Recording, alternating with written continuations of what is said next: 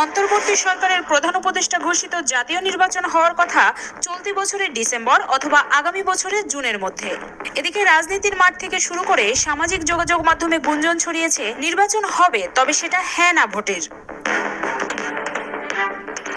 চায়ের টেবিল থেকে রাজনীতির বৈঠক। এক শ্রেণী মনে করছেন সংস্কার পুরোপুরি শেষ করতে এবং শেখ হাসিনার বিচার প্রক্রিয়া শেষ করতে বেশ সময় প্রয়োজন, আর এই কাজটি করার জন্য হলেও ডক্টর ইউনূসকে আরো বেশি সময় ক্ষমতায় থাকতে হবে।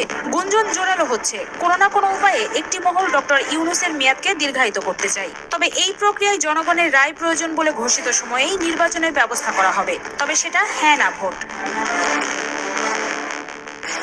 আদেও এমন গুঞ্জন সত্যি হবে কিনা সেটা সময়ই বলে দেবে। তবে তার আগে একবার পেছনে ফিরে তাকানো যাক, বাংলাদেশে হ্যাঁ না ভোটের ইতিহাস কি বলে। বাংলাদেশের ইতিহাসে মোট 3বার গণভোট অনুষ্ঠিত হয়েছে। এর মধ্যে 2বার হয়েছে প্রশাসনিক গণভোট আর একবার হয়েছে সাংবিধানিক গণভোট। প্রথম প্রশাসনিক গণভোট অনুষ্ঠিত হয় 1977 সালে। প্রেসিডেন্ট জিয়াউর রহমানের শাসন কার্যের বৈধতা দিতে অনুষ্ঠিত সেই ভোটে 98.80% মানুষই হ্যাঁ ভোট দিয়েছিলেন। দ্বিতীয় প্রশাসনিক গণভোট অনুষ্ঠিত হয় 1985 সালে।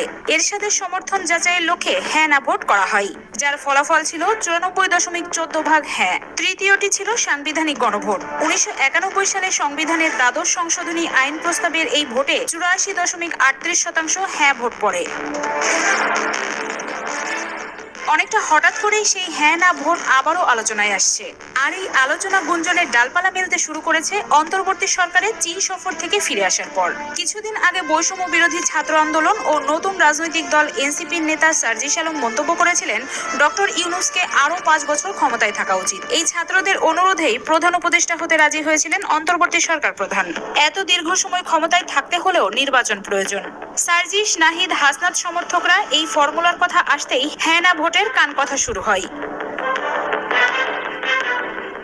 যদিও নির্বাচনের সময় নিয়ে প্রধান উপদেষ্টা তার পূর্ব ঘোষিত সময়ে অটল রয়েছেন এবং স্পষ্ট করেই তিনি বলছেন চলতি বছরের ডিসেম্বর না হলেও আগামী বছরের জুনের মধ্যেই জাতীয় নির্বাচন অনুষ্ঠিত হবে।